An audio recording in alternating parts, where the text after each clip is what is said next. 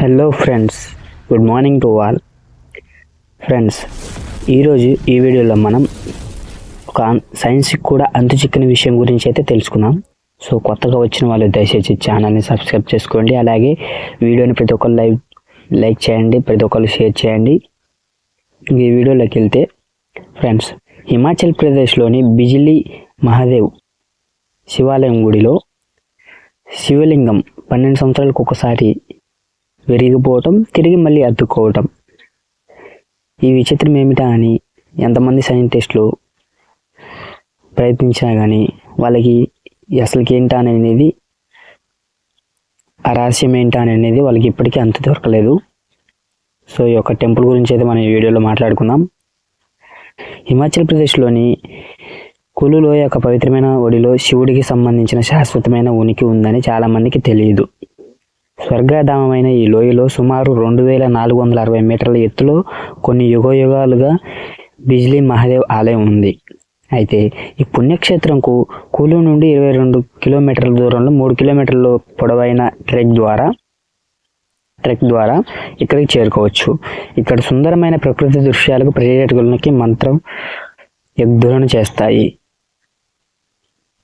అయితే దేవభూమిగా పిలువబడే హిమాచల్ ప్రదేశ్లోని సుందర కూలు వ్యాలీలో ప్రాంతం మరదైన శైవ క్షేత్రంగా కాకుండా పర్యాటకులకు స్వర్గధామంగా విశలుతుంది. ఈ కులు వ్యాలీలో ఉన్న బిజ్లీ మహాదేవ్ మందిర్లో పరమశివుడు మహాదేవుగా భక్తులచే పూజలు అందుకుంటున్నాడు. అయితే ప్రతి 12 ఏళ్లకు ఒకసారి ఈ మహాదేవ్ మందిరపై పిడుగుపడి మొక్కలైన శివలింగం తిరిగి మరుసటి రోజుకల్లా అతుక్కోవటం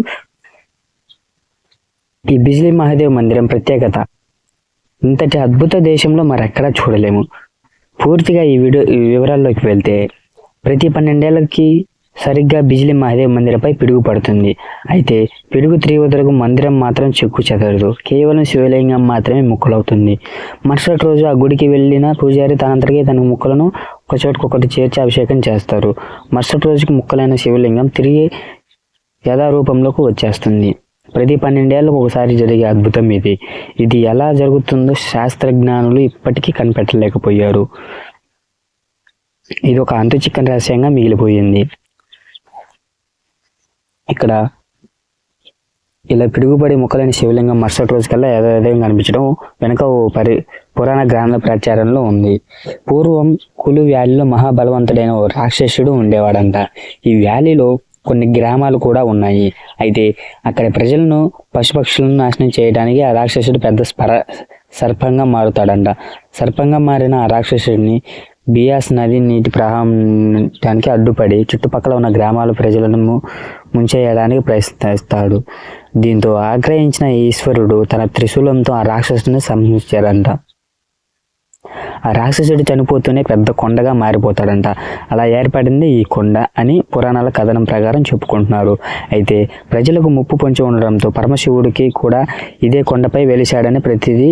అయితే ఈ రాక్షసుడి దేహాన్ని నాశనం చేయడానికి ఆ కొండపై పిడుగు వేయవలసిందిగా ఇంద్రుడిని శివుడు ఆదేశించారంట. పిడుగు పడితే అక్కడున్న జనం, పక్షు పదాలను నాశనం అయిపోతాయి. అందుకే తనపై పిడుగు పడేలా చేసి దాన్ని శివుడు నివారిస్తాడనేదాని పురాణాల ప్రకారం కథనం.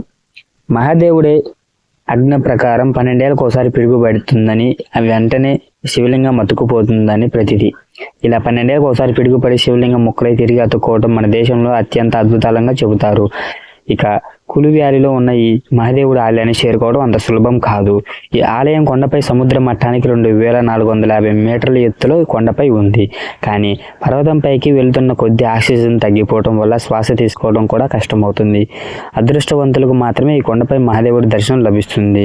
కులులో కొలువై ఉన్న బిజ్లీ మహాదేవికి ఏడాదికి ఒకసారి ఉత్సవం నిర్వహిస్తారు. కొండపై నుంచి లోయ వరకు ఊరేగింపు నిర్వహించడం కూడా ఇక్కడ ఆనవాయితీ. అయితే శైవక్షేత్రంగానే కాదు, పర్యాటకులకి స్వర్గంగా విసులుతుంది ఈ వ్యాలీ. ఈ పర్వతం ప్రాంతం ట్రెక్కింగ్ అనుకూలంగా ఉంటుంది. దీంతో పర్వతారోహకులు, సాహసికులు కూడా పెద్ద ఎత్తున కులులో తరలి వస్తారు. ఆహ్లాదకరమైన వాతావరణం పర్యాటకులు అమితానందం పొందుతారు. టూరిస్టులు ఇక్కడ బిజ్లీ మహాదేవ్ మందిరాన్ని కూడా సందర్శిస్తుంటారు. చూశారుగా, పిడుగుపడి ముక్కలై తిరిగి అతుక్కున్న అరుదైన శివలింగాన్ని దర్శించాలంటే కూలికి వెళ్లాల్సిందే. బిజిలీ మహాదేవ్ ఆలయాన్ని సందర్శించండి. అద్భుత ఆధ్యాత్మిక పర్యాటకుల్ని అనుభవం పొందండి. Thank you to all. By by. వీడియోని లైక్ చేయండి. డెఫినెట్లీ ప్రతి ఒక్కరికి ఈ వీడియోని షేర్ చేయండి. Thank you to all. By.